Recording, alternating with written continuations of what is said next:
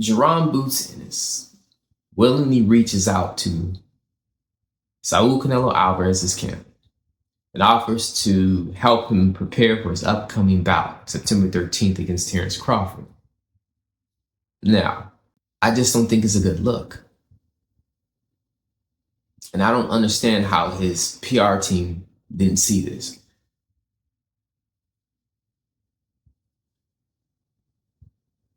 People are going to go back to that public dispute on the $1 Million Worth of Game podcast between Terrence Crawford and Jaron Ennis, where they had a difference of opinion about why a fight between the two never came to fruition.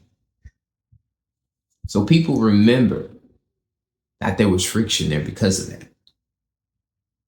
Because out of doubt, there was born this narrative that Terrence Crawford was afraid to fight Jaron Ennis. And that was a bold-faced lie. Because Jaron Ennis and his team never had any intentions of putting them in the ring with Terrence Crawford. And we know that because at that time, Jaron Ennis had never faced anybody close to Crawford's level. Even fast forward to now, to this day, even his upcoming fight that's on the horizon, he is still not fighting anybody close to Terrence Crawford's level. So Team Ennis did not get in front of that narrative, even though it was false. They let it run rampant. For me, I would have shut it down.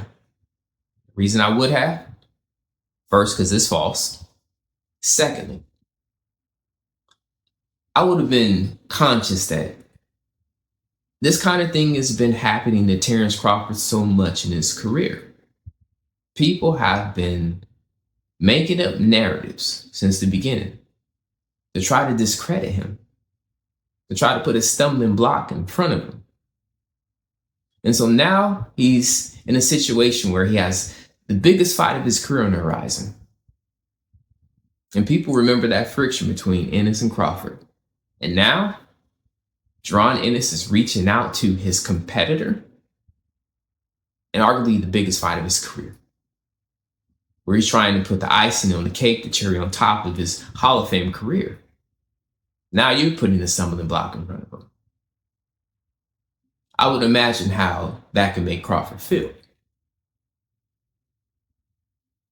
It just looks petty.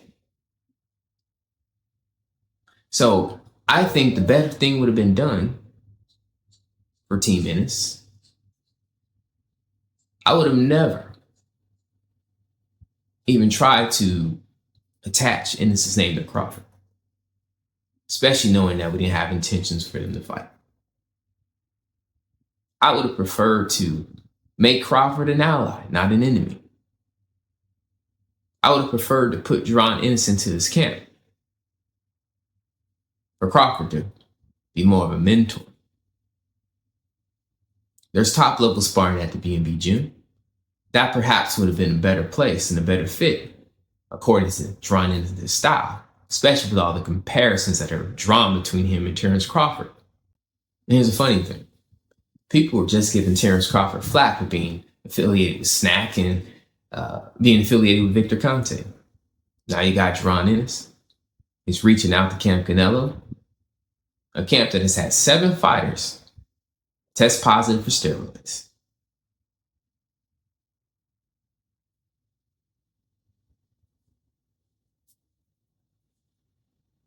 Imagine that.